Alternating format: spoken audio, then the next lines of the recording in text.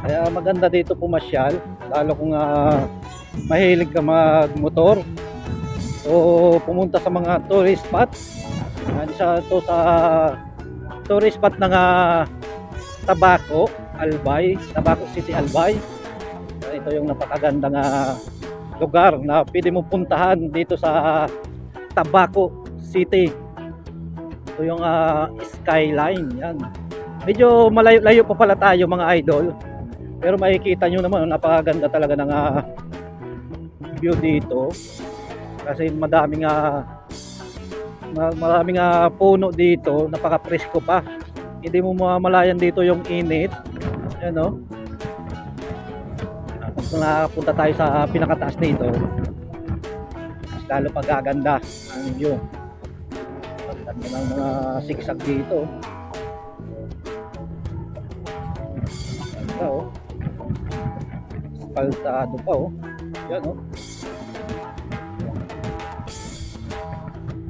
Banking na banking dito oh. Marami dito yung pumupunta dito, lalong na turista pumunta dito sa skyline. Yan oh. Medyo pa yan.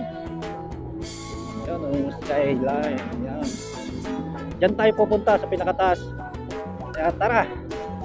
At puntahan na natin yan na skyline na yan. Yan, malapit na tayo. Ilang ikot na lang. Makakarating na tayo sa pinakataas. So, pumasyal. Ano, tingnan naman oh.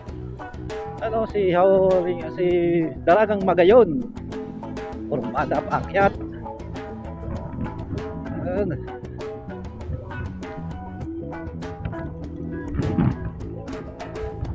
Kasama ko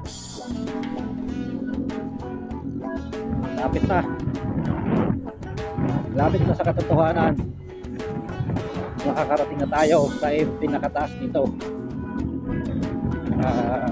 Ayan o, yan o si Mount Bulusan, yung Bulusan Sorsogon. Yan o, yan Bulusan Sorsogon na yan o, nakikita nyo yan.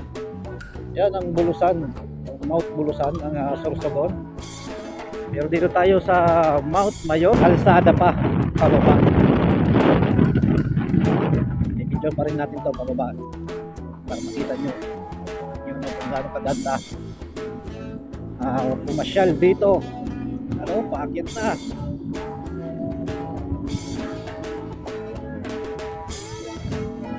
Paakyat tayo. Kaya pag nag-bike ka dito, dapat malakas yung kapit ng preno ng bike mo dito kasi napaka tarik ng daan. Tsaka kung pababa kayo, makikita nyo naman, no? Nandito na tayo sa skyline. Yan, dito na tayo, papasok na. Ano, madami yung pumunta na mga namamasyal dito. Yan, no? Yan yung Mayon. Makikita nyo naman, no? Yung Mayon skyline. Madami yung pumupunta dito, lalo ngayon na long weekend. Yan no, namamasyal sila. Kaya kung pupunta kayo dito, ingat pa rin kayo kasi paakyat to. Halos kung pababa kayo, dapat mag-ingat pa rin kayo. Kaya ride ship tayo pala.